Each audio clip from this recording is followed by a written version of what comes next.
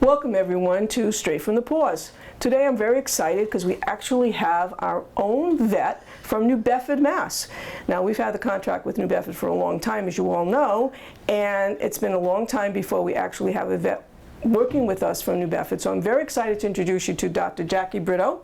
Welcome. Thank you for having me. Oh, thank you for coming. And she is from Village Veterinary and in New Bedford. Yes. Correct? And can you tell us a little bit about your practice? We opened 7 years ago. Before that, I was 100% on the road, so I used to only go to people's homes. Okay. And then we decided to open an actual location. So we ended up opening, we're on Pope's Island, right in between Fairhaven and New Bedford, right by the Turntable Bridge, is how most people know where we are. Yeah. We are a mixed animal practice, so I predominantly do small animal, meaning dogs and cats, but I also do some large animals. So I do horses, cows, goats, potbelly pigs. I don't do any exotics, although I do get that question a lot. Okay.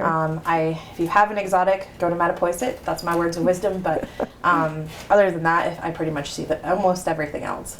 Right, and we were very fortunate to get you to help us out and join us, and you've done a few things for us, and we'll talk a little bit about, to start off with, you are one of our vets now that we're able to bring our animals for spay and neuter, correct? Mm-hmm. And you have a great relationship with us as far as the time element, and I got to thank you for that. No problem.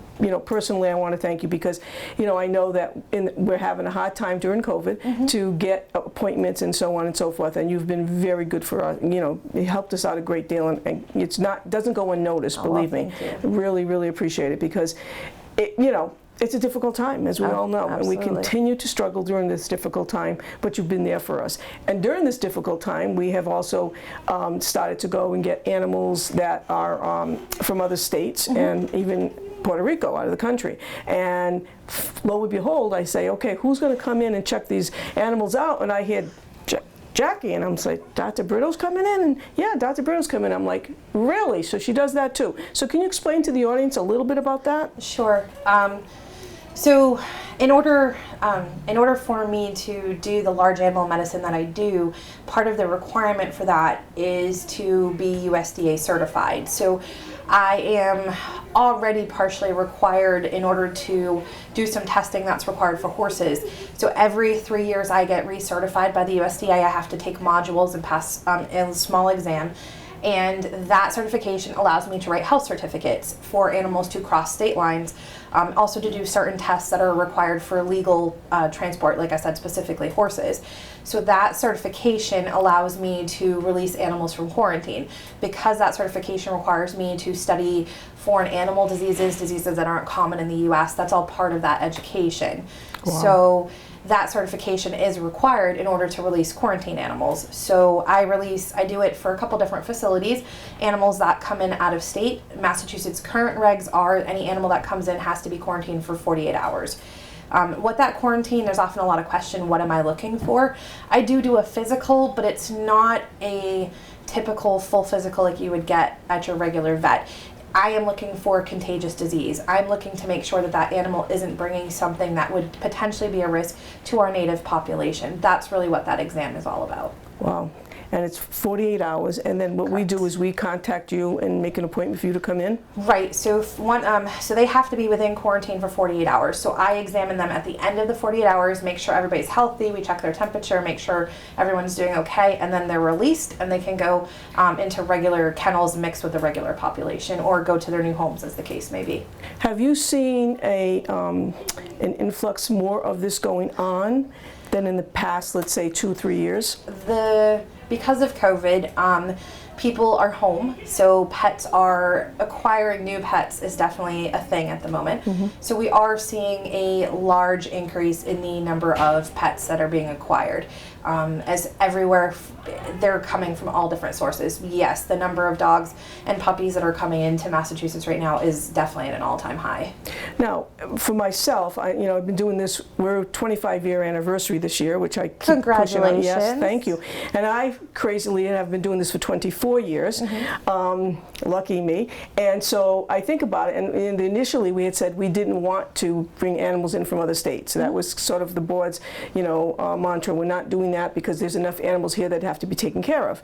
And then we realized that all of a sudden, I didn't know if it was the hurricane or tornado of Ariana coming in, or it was something was going on. Are we doing spay and neuter so well? And then COVID hit. So a real explanation about it. I don't know if we don't have a theory behind it. My theory is Ariana, personally. I like that. You know, she sort of the avalanche of everything just happening when she came in, moving animals very quickly. And so when she started talking about it, we had done it with our former director a little bit, but I was still apprehensive about it. And lo and behold, thanks to the AMROLs, we have a great van that we can do and go meet transport, so that I do that myself. I go meet the transports halfway, and you know, we also do that. And matter of fact, today we're going up to Logan with Ariana and pick up a couple of puppies. So, you know, it was, again, I was apprehensive. I tend to be one of those doubting Thomases, or Thomasinas, if you want to call it,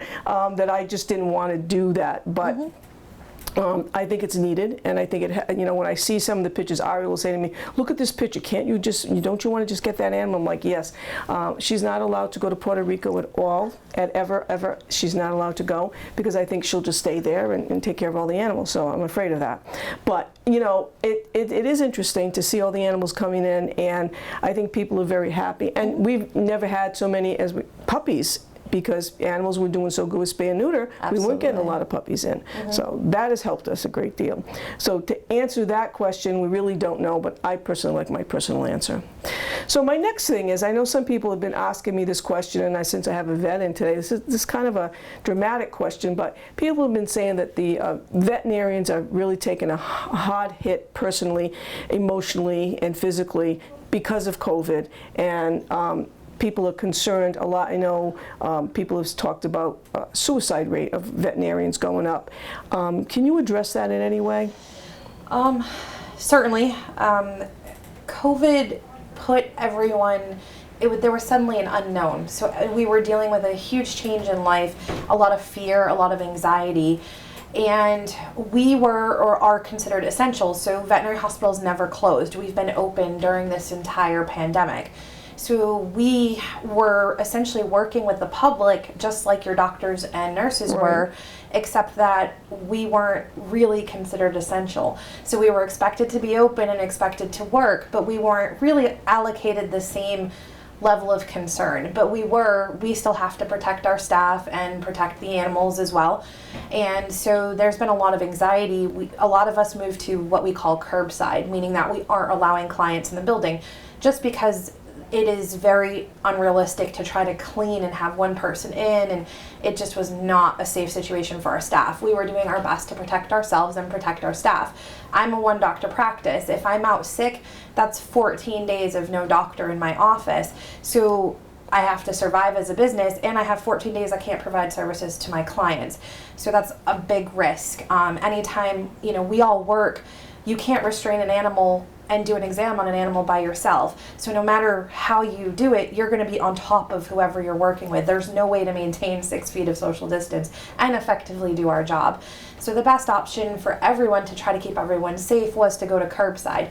And we did have a lot of pushback from clients at first. They didn't really understand. They wanted to come in with their animals. A lot of people have felt that they didn't get to communicate effectively with the vet.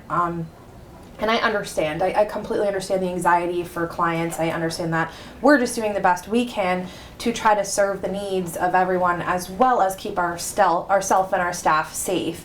Our staff are amazing. They have worked incredible hours. When someone else was out, everyone else had to cover.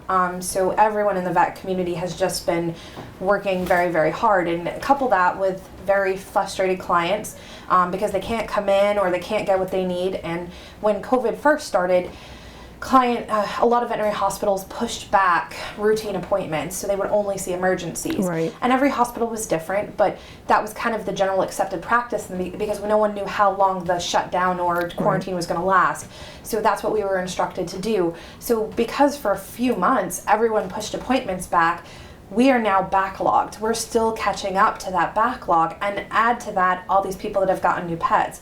So the demand, you're working with people that have not stopped, who have worked with less staff, overworked staff, people have been out sick, and now you're coupling that with a huge workload. So I think it's just a lot of pressure. It's not any one person's fault, but it is a very, very high stress environment right now. A lot of staff have quit. It's just become too much and they can't handle it. I'm very blessed. I have not had that happen, but my staff are stressed. They're very stressed every day. They work very long hours. We're often in there on the weekends, even though we're technically not open. And I give them a lot of credit. It's very tough right now, and it's no one person's fault. It's kind of a combination of things, but it's please take into consideration how hard your vets have worked all this time, often with a decreased staff, often with risks. Most of us have family at home, grandparents at home, just like everyone else. So, right. We're constantly worried about that. We don't keep clients out because we don't want you to be around your animal. We're just trying to protect ourselves. And, the conversation of vaccination comes up. Believe it or not, we were not considered eligible for vaccination until the most recent release. So up until now, your Uber driver could get a vaccine before veterinary professionals could get a vaccine. So we decided that until our staff could choose or not choose to be vaccinated, we weren't going to open. So we haven't. We are still curbside at this time. So, just take into consideration all those things that you may not know are going on, and just have a little more patience for your, when you go for your vet appointment, because it's causing some people become very agitated, and no one wants to have an angry argument in the parking lot. So I appreciate that, and that was going to be my next question about when we will be able to get your shots. And we felt the same way here. We had to shut our doors and make some changes, and now we do it by appointments only. And I think the appointment is working, and we're looking at maybe when COVID is gone, hopefully soon, that maybe we will just do it by appointments and change a little bit of how we were opened and so on, because it is difficult. And I appreciate my staff as well, because they came in every day. And I know I have friends that own small businesses in the area, and they're pleading, and you see it on TV, you see it on Facebook. Everybody's looking for workers, and Absolutely. No one wants to work. We have a position here that I've been posting on Indeed, and I kind of joked with Ariana, and I sent her an email today, and she hasn't read it yet, and I said, could you check with your assistant, the clerical person, and see if they have taken care of this yet? And I go, oops, that person isn't here yet. And I said, oh, well, I guess you'll have to do it. But it is difficult. It is very difficult. We're trying to make some changes here as well for the future, but I think that it was difficult, and Ariana and myself, we were both on, the computer looking up mass regulations, calling up, trying to find out what's the answer for shelters. There were no answers. Right. There weren't any answers for shelters. So she called her friend, Jackie, and said, hey, what do you got going on? What's going on? So we kind of followed the model that you've gone, and you have been very nice also, and I've got to say this, thank you very much. You helped us with our foams on the floor, all that stuff, and that was well appreciated. And then our ACO, Manny Maciel, he came in and he helped us get the building all cleaned out and stuff. That was important to us. And, unless you know these people, we didn't know where to go or what to do. I mean, because we tried. Like I said, we made phone calls, Ariana made phone calls, and it was like, we felt like we were floating and no one was giving us the life raft, what was going on. And people, like you say, would get angry, especially if their dog is here and they want their dog back. And we can't give you your dog back, and we can't get the rabies shot because we can't get in touch with the vet. And boy, it starts piling up. Absolutely. And so I understand that, I get it. And, I didn't realize, I think I did know that you were just the one vet there, but that's difficult. It is. I'm very blessed to have a new vet who started last week, 1 day a week, and I think she's hopefully going to come on 2 days a week, so I'm super excited about that. Awesome. So that's given me a little bit of leeway in my schedule, so I'm super excited about that. But it is the first time in 7 years I will have somebody on a regular basis. I do have a relief vet that comes in once or twice a month, just to give me a day to catch up on paperwork and do all that type of stuff. So, but yeah, it's very tough being a one-man show, but I love what I do, so that helps it. So. Yeah, I think that's one of the things, people say to me, how did I get involved in this? Because, everybody knows I'm sitting here and I know that's hay over there, and there's some kind of stuff there. And highly allergic to that, as well as animals. So I'm saying, okay, I better make sure that I have my inhaler in the next room or I'm going to be in trouble. But Yeah, I don't know how I got involved in this. You know, one day I got a phone call and said, a friend, could you please come and help me? Dishes need to be cleaned when we were at the other facility. And I'm like, you know, I can't go down there. Please, we need something. And the rest is history. Here I am.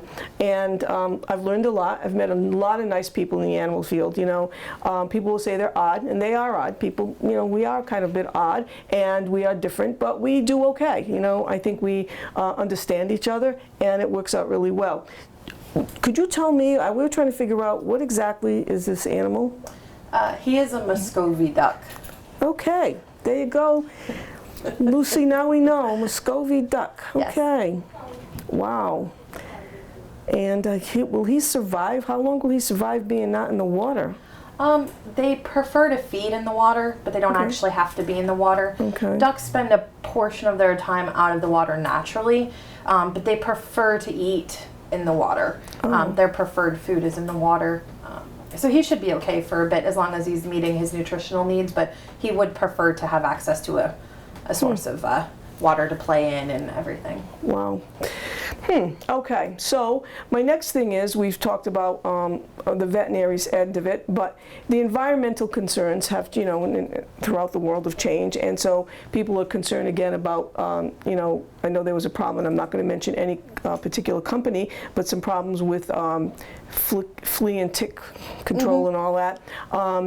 Have you seen have you noticed that things have changed in the last couple of years, that there seem to be more, I mean, I know a lot more people now that have Lyme disease that they never had before, and now even their dogs, you know. And I personally, my dog gets to walk around my neighborhood, and there are no, I hope that there are no ticks or fleas, because the ticks is what really scares me. So have you seen an incline in that in the last couple of years?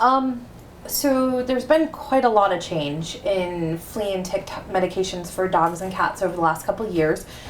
Specifically about 5 or plus years, I'm so bad with dates, but medications came out. There's now oral flea and tick for dogs.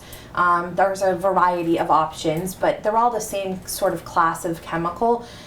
They revolutionized flea and tick for dogs. We don't have, it's very, very effective. Just like any other medication, there are possible complications to it.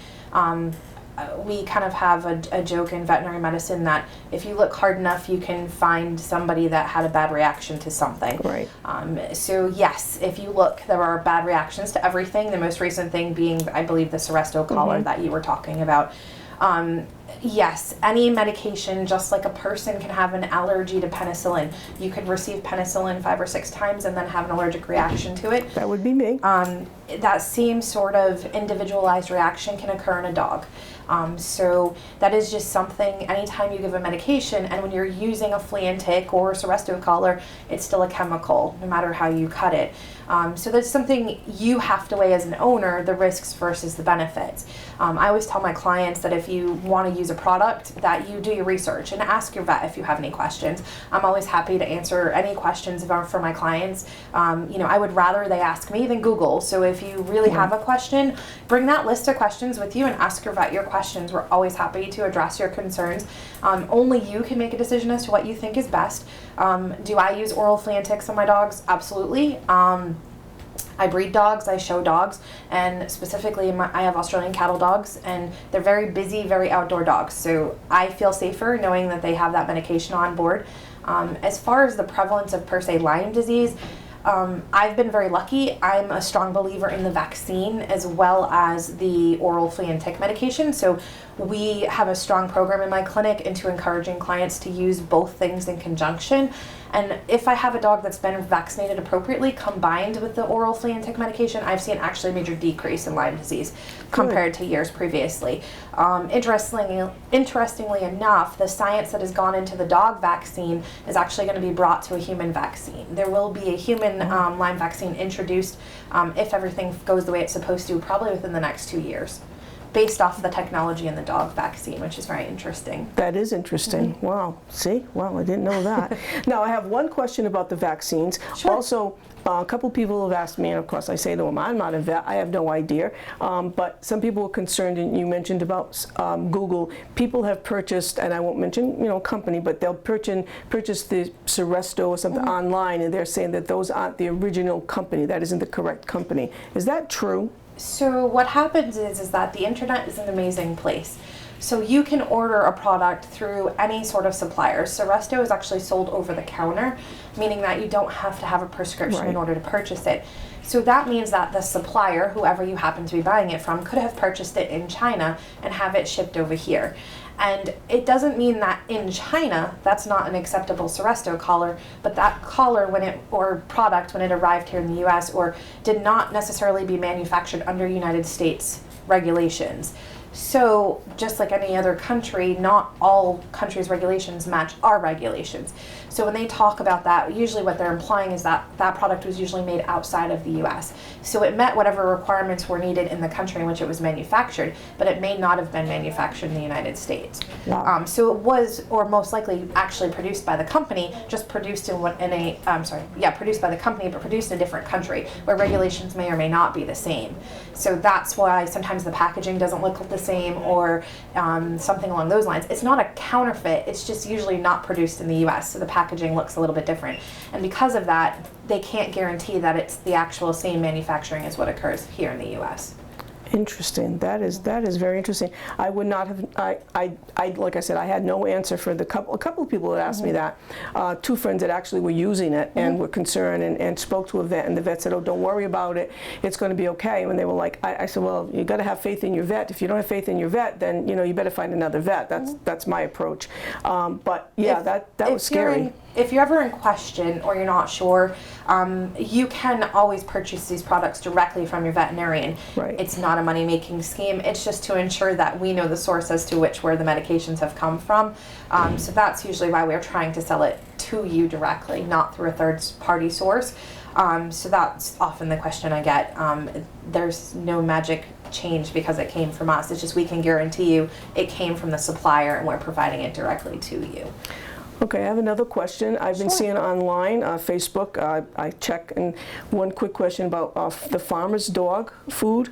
Have you heard about that? I think so, but I don't know a whole heap and heck of a lot. Okay, because it comes in little packages and they ask you all kinds of questions about your animal, and then they make certain meals for your animal. And I've seen a lot about that on Facebook, and my dog's a finicky eater, so she doesn't like to eat a lot of things, so she eats when she chooses to eat and what she wants to eat. So I was just wondering if that was something you had heard about, if it was reputable. I don't know anything specific about it. There is a giant market. Obviously, as we talked about with the increase of people acquiring pets, anything related to the pet industry is booming right now. So homemade food, or people want to provide the best they can for their pets. And if it's good, there's definitely a marketing element to human beings. We equate food with love. So we want to feed these dogs the best we can, the highest quality we can, if your dog is happy and you're happy with how they look and how they're eating, if that product works for you, that's fantastic.